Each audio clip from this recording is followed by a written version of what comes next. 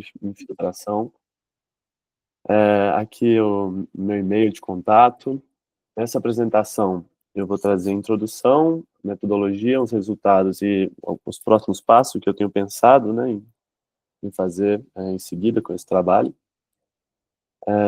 Como introdução, eu vou trazer um pouco uma apresentação pessoal, porque esse assunto, de repente, ele é um pouco técnico demais, então vamos nos conectar um pouco antes de eu passar para o trabalho propriamente, né? Eu sou engenheiro ambiental pela UNB, eu sou de Brasília, nascido e criado, e segui meus estudos na drenagem urbana, desde a engenharia, desde a graduação, e segui no mestrado do Programa de Tecnologia Ambiental e Recursos Hídricos da UNB com o professor Sérgio Coide, que está aqui na foto, junto comigo, e com a Maria Elisa, que está sempre comigo também. Chama a Maria Elisa de madrinha, que ela está sempre comigo, me ajudando nas pesquisas e nos projetos que eu entro. Meus interesses nessas áreas de engenharia e dos recursos hídricos, das águas, né, são principalmente na drenagem urbana e no uso de SBNs, aplicação dessas soluções na drenagem. Pensando mais recentemente, né, bastante em infiltração e dentro da perspectiva da modelagem. Eu sou também guitarrista. Isso aqui é uma foto minha no recital de formatura da Escola de Música aqui de Brasília, no ano passado. Esse aqui na bateria, meu irmão. Essas são minhas 3 grandes influências na música. Tem outras, mas esses aqui são do violão, né? Mexem com violão. E gosto muito das composições do Tom Jobim, Dori Caymmi e Toninho Horta. Me influenciaram bastante. Depois quero saber se tem músicos, né, no grupo também. E sou vascaíno. Então, vocês podem falar críticas que quiserem, eu estou acostumado a sofrer, não vai ter perigo. Esse aqui é o grupo de vascaínos que foi ver o Vasco perder para o Fluminense aqui em Brasília na semana passada.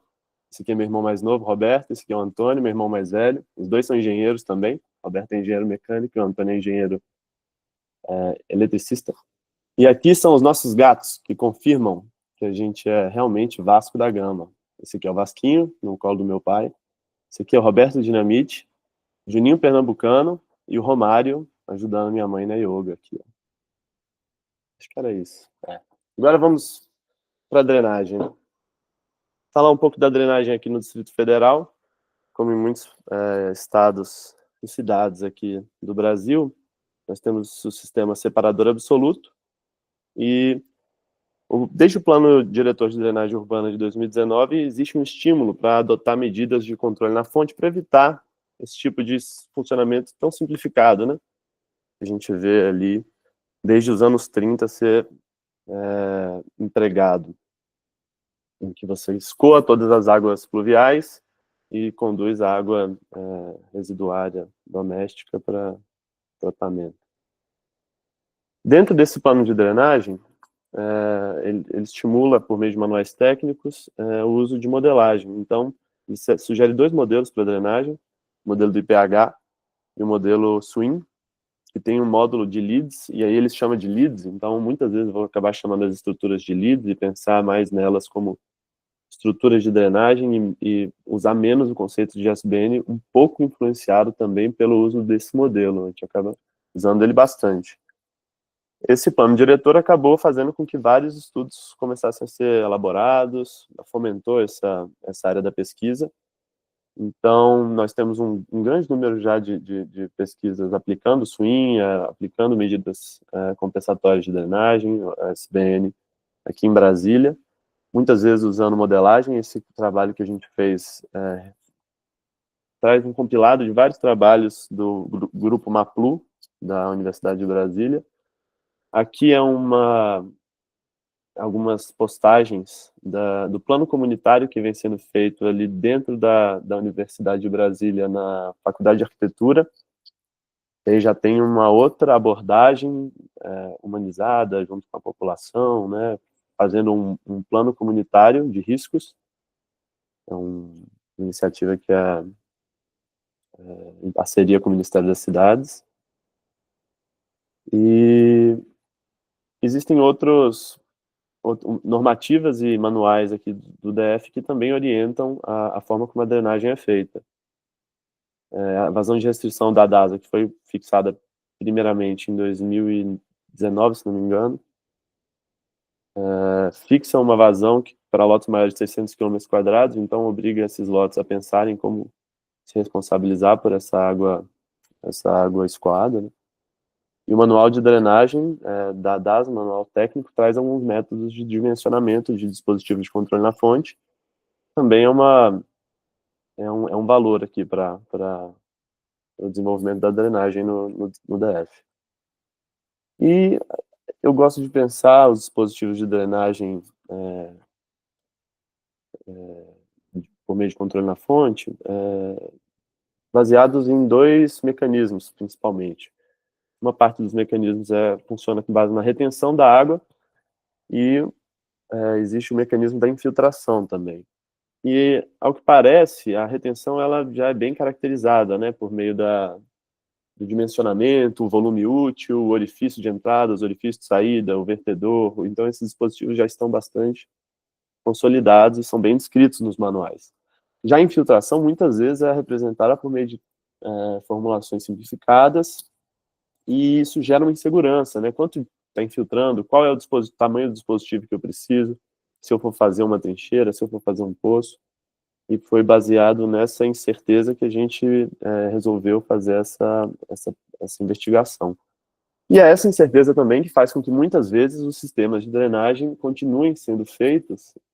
Isso aqui é uma notícia do ano passado, 2023, 2 anos atrás, de uma grande obra que foi feita na Asa Norte, aqui de Brasília, e pela imagem, que é uma gracinha essa imagem, mas ela traz a concepção bem clara, né, daquela ideia de escoar rapidamente essas águas. A gente tem aqui as edificações, grandes edificações que geram impermeabilização, né, a cidade em si. Tem uns verdinhos, que é bem legal, mas temos grandes tubulações, né, as tubulações aqui com tamanho, um diâmetro enorme, que levam para uma bacia que está na jusante, na beira do lago, que é uma solução que muitas vezes acaba não compreendendo benefícios que podem ser incorporados aqui por outra forma de drenagem, né, que privilegie, né, o controle na fonte e resolva os problemas e gere ganhos também para essas áreas que estão a montante. Então, como a gente falou, a proposição de medidas de controle, nós temos a retenção e a infiltração, e para caracterizar essa infiltração, muitas vezes são usados modelos hidrológicos. Alguns desses modelos que fazem a diferença entre escoamento superficial e infiltração são o método de Orton e de Green-Emmet. O método CN é um método que realiza a separação do escoamento superficial, né, o cálculo da chuva efetiva, e aí você consegue, por meio do balanço hidrológico, estimar a infiltração.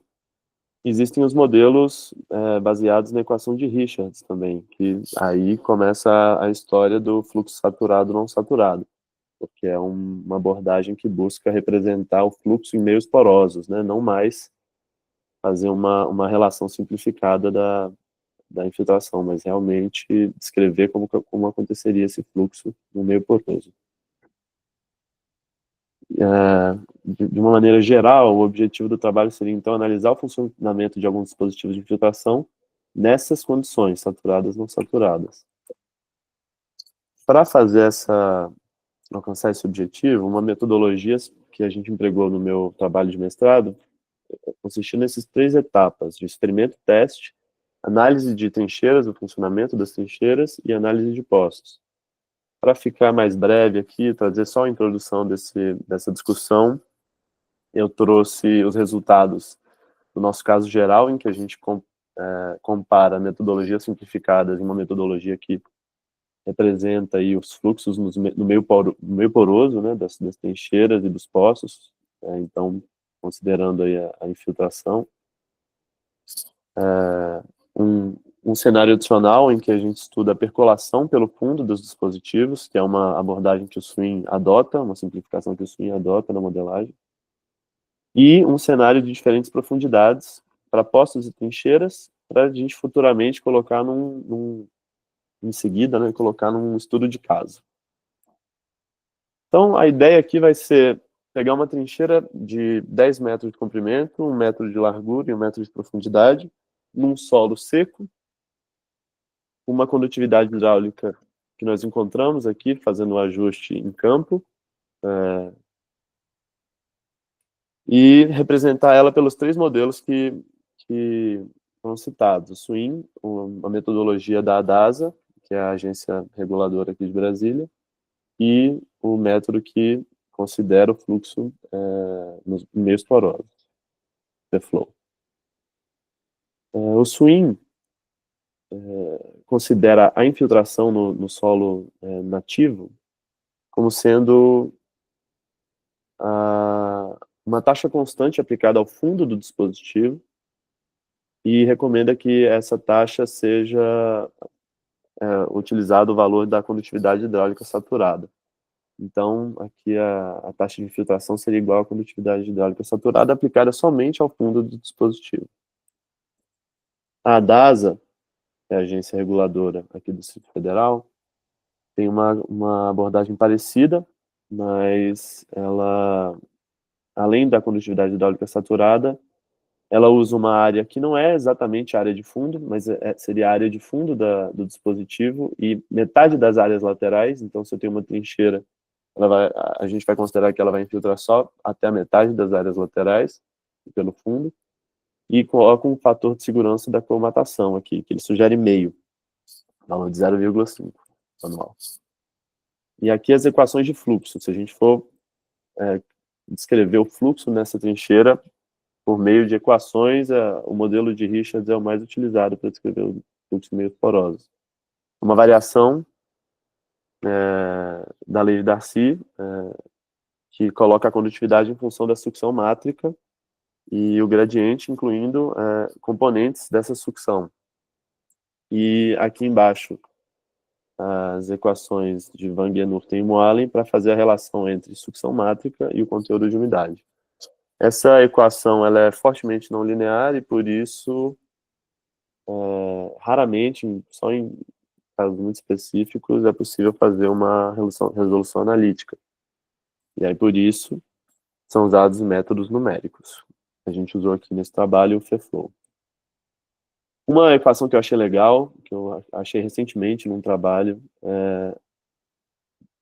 que mostra como seria essa taxa de infiltração para um modelo que considera o molhamento do solo, a infiltração como a infiltração num meio poroso mesmo, descrever esse fenômeno, seria essa que eu rabisquei aqui.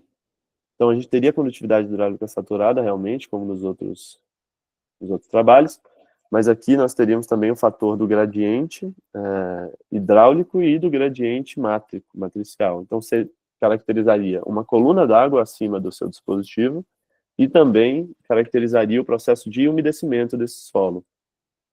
E a ideia aqui é ver qual que é o impacto disso, né? Será que faz diferença mesmo, né? De que isso vai me...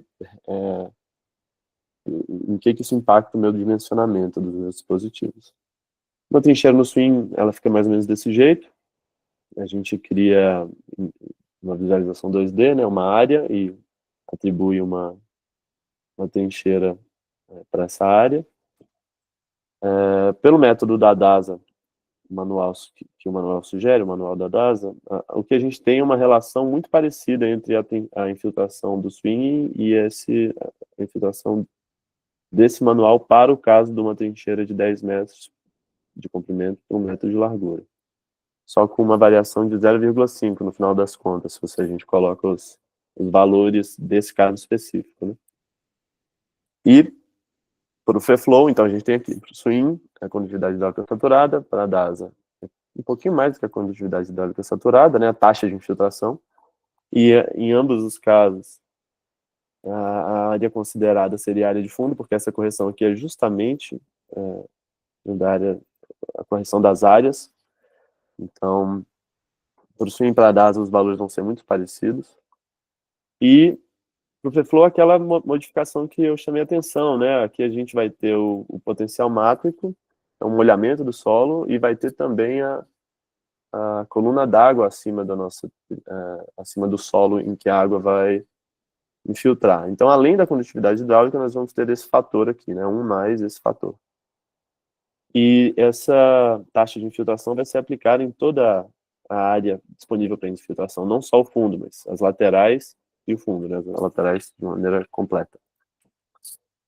O chato dessa abordagem do FEFLOW é esse aqui, a gente tem que fazer uma caracterização do nosso sistema que envolve mais parâmetros. Aqui são os parâmetros que caracterizam a curva de retenção de água no solo, alfa, N, saturação residual e saturação máxima, a porosidade e a condutividade hidráulica saturada. Esses parâmetros, os primeiros aqui, a exceção do último, eu peguei do trabalho de um colega do programa de pós-graduação, que caracterizou uma bacia aqui no Distrito Federal, e então, ele levantou esses dados, né? E a última aqui a gente fez um levantamento desse dado em campo. Foi um processo bem interessante. Depois, se a gente tiver um tempinho, eu mostro para vocês como a gente fez. E além desses dados todos, de caracterizar o solo, né, da região, a gente tem que caracterizar também a posição do lençol e colocar condições de contorno para o nosso trabalho, para nosso modelo, para que seja possível resolver as equações dele e obter as taxas de infiltração e o volume infiltrado do dispositivo. Ele fica com essa cara aqui, uma malha, né, de elementos finitos. Nesse caso está com 130 mil elementos em nós, uma malha tridimensional. E o jeitão desse modelo vai ficar mais ou menos assim, né? Uma trincheira que está sempre cheia, o nosso lençol está baixo, então ele não vai influenciar no processo de infiltração, não influencia no processo de infiltração. E existe uma lâmina d'água constante no topo da nossa trincheira. Então a trincheira está sempre cheia, o solo está seco no início da nossa simulação, e ela vai infiltrar livremente por 2 horas. Essa que é a nossa modelagem. E os resultados para a DASA, FEFLOW e o SWIM são mostrados aqui. Como a gente esperava, a DASA e o SWIM dão um resultado bem próximo, né, para esse nosso caso geral, a nossa trincheira de 10 metros de comprimento num solo seco. E o FEFLOW não, o FEFLOW descola, vai lá para cima, no volume infiltrado após 2 horas, e nas vazões ele alcança um patamar aqui, a gente vê que começa a alcançar um patamar ali com 2 horas, mas que está acima também, né, enquanto a DASA e o SWIM estão ali perto de 0,08 metros cúbicos por minuto, a vazão de infiltração aqui do FEFLOW é lá para 0,046, então mais 5 vezes aí a vazão. E aqui um pouquinho de como essa infiltração vai acontecendo no modelo do FEFLOW, né? A separação, existe uma possibilidade de a gente separar na nossa trincheira. Se a gente quer ver o que está infiltrando no fundo, nas laterais ou total, então essa composição pode ser feita também, é bem interessante. E aqui essas oscilações que são oscilações da propagação da frente de umidade, né? Esse aqui é um método numérico, ruído do método numérico. Se a gente fizesse uma malha mais refinada ainda, a tendência disso daqui era desaparecer, né? Ficar cada vez mais suave. Então, vendo essa diferença que a gente obteve aqui no caso geral, nós resolvemos fazer uma nova rodada de testes no modelo. Vamos pegar o nosso modelo do FEFLOW e comparar com o SWIM da seguinte maneira. Se eu coloco a minha trincheira no SWIM, não importa a profundidade dela, a taxa de infiltração vai ser sempre a mesma. Vai ser sempre CASAT, sempre a condutividade hidráulica saturada. No FEFLOW a gente percebeu que realmente essa variação na profundidade da trincheira está fazendo alguma diferença. Ou é a profundidade, ou é o molhamento, o processo de umedecimento do solo que não é considerado pelo SWIM. Então vamos descobrir o que está acontecendo. A gente pega essa trincheira no FEFLOW e impermeabiliza as laterais. Essa barrinha preta dos lados significa que agora a gente só vai ter infiltração pelo fundo, tanto no SWIM, porque a única capacidade do SWIM é essa, como no FEFLOW. E o que a gente obtém de resultado aqui é que, para uma trincheira profunda, ainda existe um grande descolamento entre o que é infiltrado no FEFLOW e no SWIM. Cada vez que a gente vai diminuindo a nossa trincheira, a gente vai vendo uma aproximação do modelo que considera uma carga adicional, que considera o molhamento do solo, e o modelo swing, que é simplificado e põe uma taxa constante da condutividade hidráulica saturada. Isso é muito interessante. Primeiro porque a gente consegue verificar aqui a importância da profundidade. Então, a profundidade é que está promovendo essa variação toda aqui na capacidade de infiltração, na taxa de infiltração. E segundo, porque essa aproximação aqui dá a medida da variação de taxa de infiltração provocada pelo molhamento. Então, o processo de molhamento, ele realmente talvez seja pequeno em dispositivos com pouca parede superficial, né? Pouca área superficial. De modo que aqui a gente tem uma variação de 0,2 metros cúbicos depois de 2 horas, né? Então fica bem próximo. A taxa de infiltração no final da simulação, ela tende a um valor próximo também, né? 0,008. Mais um resultado interessante. E aí percebemos que a diferença de profundidade é importante. Então vamos variar a profundidade. Antigamente, no primeiro modelo, a gente estava usando 10 metros de comprimento por 1 de profundidade e 1 de largura. Vamos colocar um cenário com meio metro de profundidade e um com 2 metros de profundidade nessa trincheira. A gente obtém, obviamente, essa variação, né? Aqui separando laterais, fundo e total. O total de infiltração das trincheiras vai ser sempre a soma das duas componentes, laterais e fundo. E para uma trincheira rasa, o fundo tem uma importância, uma grande importância. E para uma trincheira mais profunda, isso começa a se equilibrar. As laterais e o fundo começam a ter volumes infiltrados de mesma ordem ali, né, bem próximos ali. Os patamares de capacidade de infiltração aqui, de vazão infiltrada, eles também apresentam alguma variação, né? Aqui eu estou destacando o fundo e as laterais para uma trincheira de pouca profundidade, então a importância maior aqui é do fundo. A gente tem menos área lateral, né? Se a gente tem meio metro de profundidade. E conforme a gente vai crescendo essa profundidade, a gente vai ganhando área lateral e os dois tendem a se equilibrar também. Então, aí a importância do ganho da profundidade para o ganho da eficiência do dispositivo como um todo. E se eu divido essa vazão infiltrada pelas áreas por onde essa vazão está infiltrando, eu consigo fazer uma relação agora. Então, o swing e os métodos simplificados, eu estou citando o manual da DASA, mas vários manuais recomendam o uso da condutividade hidráulica saturada como uma forma de representar, né, o processo de infiltração. Então, se eu agora vou pensar o que está acontecendo e eu estou observando, né, no FEFlow, que tem esse cuidado em que a gente conseguiu esse cuidado de descrever o processo considerando as cargas adicionais da lâmina d'água, da profundidade, né, do processo do molhamento do solo, eu posso fazer uma relação entre a condutividade hidráulica saturada e o que eu estou observando no FEFlow. Então, o que eu estou observando aqui? Que quando chega 2 horas de experimento, as laterais estão infiltrando 30 milímetros por hora e o fundo está infiltrando 134,6 milímetros por hora numa trincheira de meio metro. Quanto seria isso em relação à condutividade hidráulica saturada? Bom, o fundo é quase 3 vezes maior. Então, são 3 vezes a condutividade hidráulica saturada numa trincheira de meio metro de profundidade. Para as laterais, 0,6. Então, a gente não chega na condutividade hidráulica saturada propriamente, né? Então, é uma fração da condutividade. No caso geral, de 1 metro de profundidade, a gente tem aqui o fundo 4 vezes a condutividade hidráulica. E as laterais ainda também, sem chegar na condutividade hidráulica saturada. E para a profundidade de 2 metros, esses valores começam a ficar bem grandes. A condutividade equivalente fica sendo 6 vezes a saturada, e nas laterais, 1,5, quase, né, 1,4 a saturada. E a partir desses dados eu posso fazer ajustes. Eu pego tanto os dados de infiltração no fundo do dispositivo, quanto os dados de infiltração nas laterais do dispositivo. E para esses valores que estão dentro do meu intervalo de modelagem, então de meio, profundidade de 0,5 até profundidade de 2, eu consigo fazer uma aproximação para calcular essa condutividade equivalente.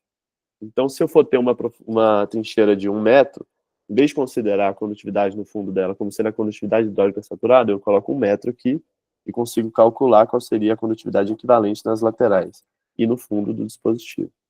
Gerando todas as possibilidades de laterais e fundo entre 0,5 metro e 2 metros de profundidade, a gente vai ter a vazão infiltrada, e aqui já multiplicando pelas áreas, né, para ter resultado em metros cúbicos por minuto. Eu tenho a vazão infiltrada para trincheiras de diferentes configurações, considerando essas variações na capacidade de infiltração, tanto nas laterais quanto no fundo. É um resultado que eu gostei bastante.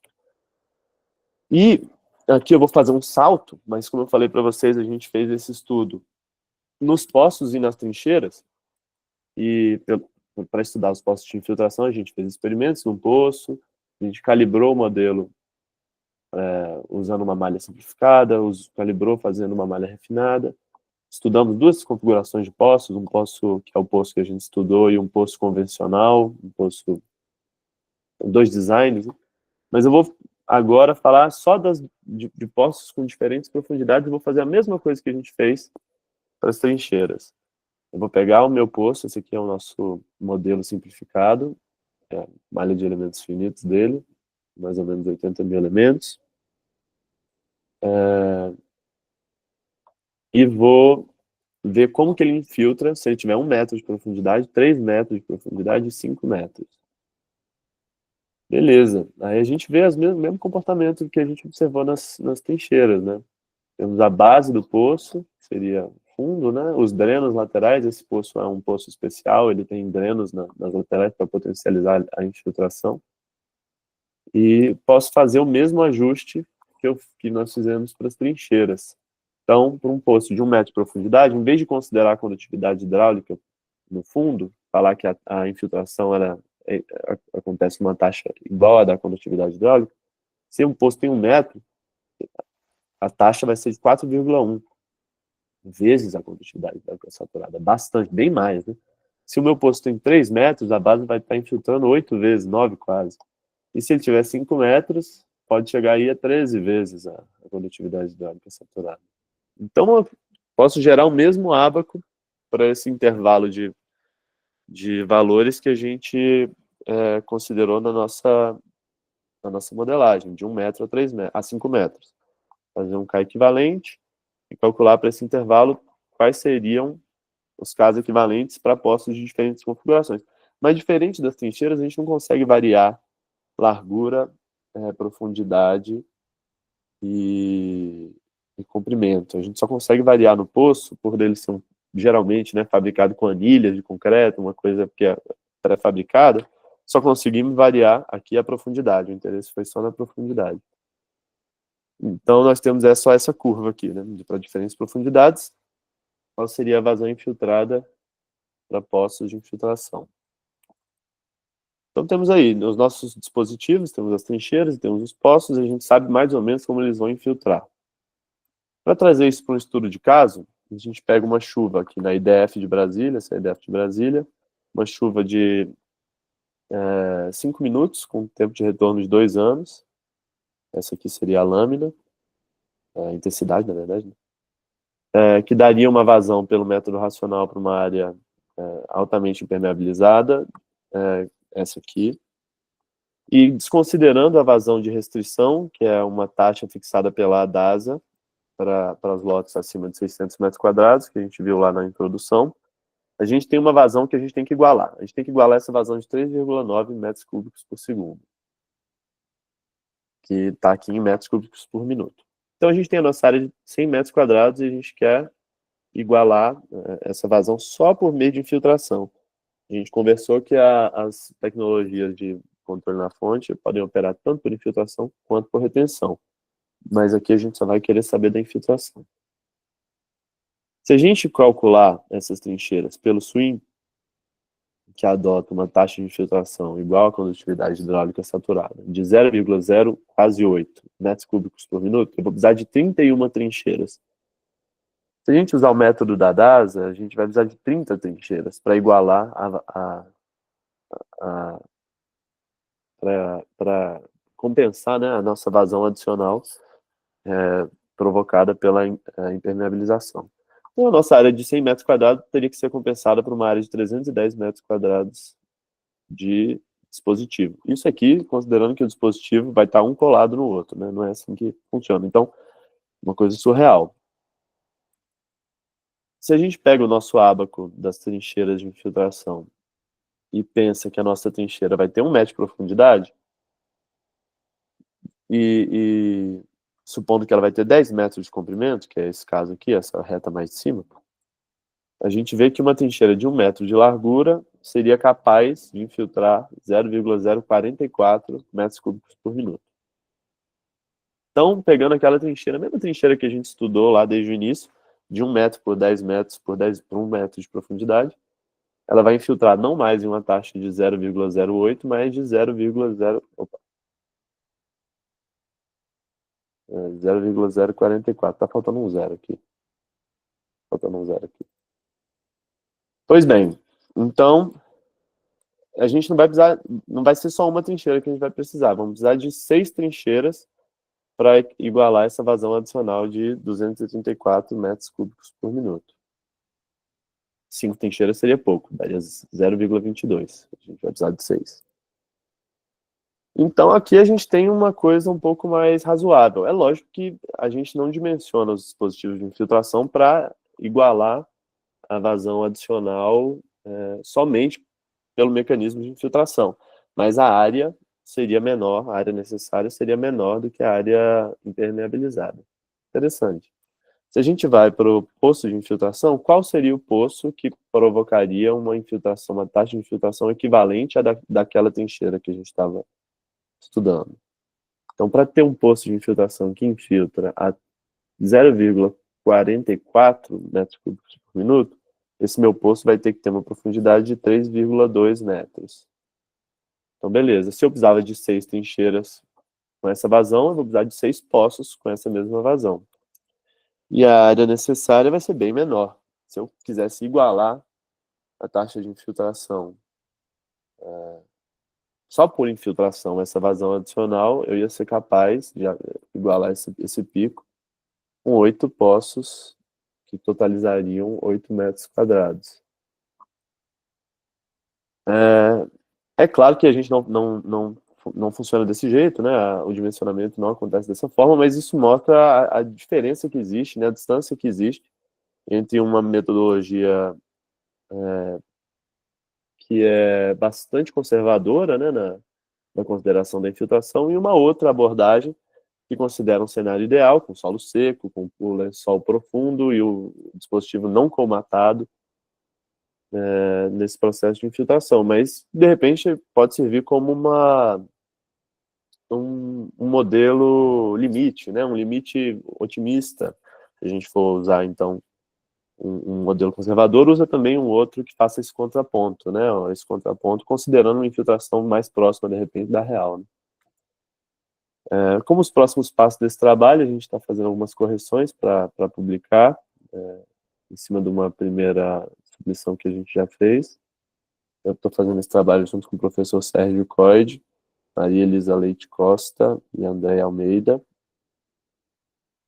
E uma outra ideia que surge, né, com essa abordagem aí da infiltração nos dispositivos, é fazer essa correção no swing. Então, eu tenho uma trincheira de infiltração que coleta água aqui de uma rua, ela vai propagar aqui para um canteiro e depois vai cair dentro da minha rua.